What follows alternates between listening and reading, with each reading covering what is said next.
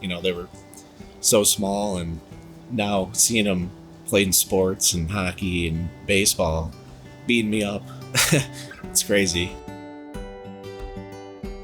I had a perfectly normal pregnancy, but I had just had 2 daughters in the last 3 years, and we didn't expect to have twins, so I think that put a little extra stress on my body. And then Benjamin said, "Hey, I'm ready to come out," and he drug his twin along with him.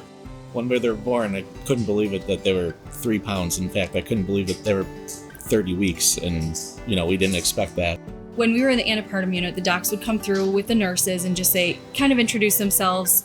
We're from the NICU, you'll probably have some time with us, and here are the issues and the complications that they could face. Developmental disabilities, learning disabilities, they may be slow to grow.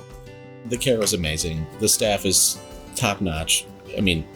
Felt like family here, just always treated well, always turning a negative into a positive, keeping everybody's spirits up.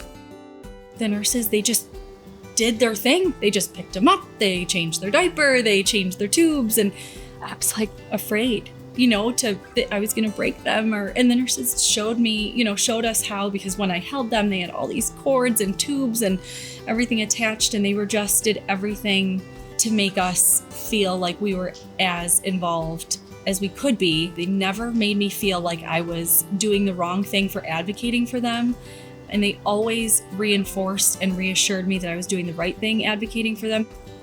Ben and Max were both born with hemangiomas. They're just the little red dots that, appear on various parts of their body. So Benjamin's was on his hip, and he ended up having his removed as well. But Max's was on the back of his head, and it got really big and very painful for him because as a teeny tiny infant, there wasn't a whole lot of movement that he could, do.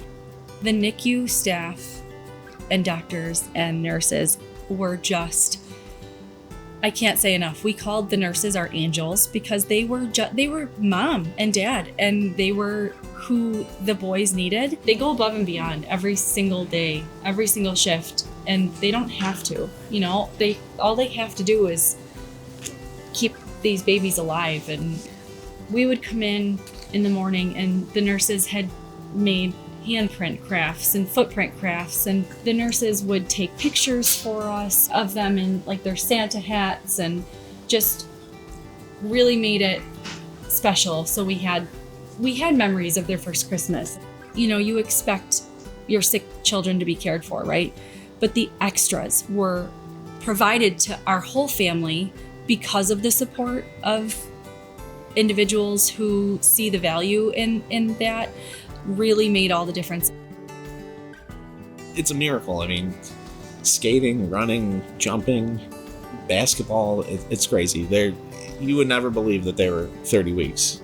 We went through early intervention and had them evaluated twice and never needed services or anything beyond, their normal care. They know what they want. They are so strong and so articulate and just smart, and they're just, it's wild. It's wild to see how far they've come. We're lucky to have this place here. We're lucky to have Oishei. Let's go, Buffalo.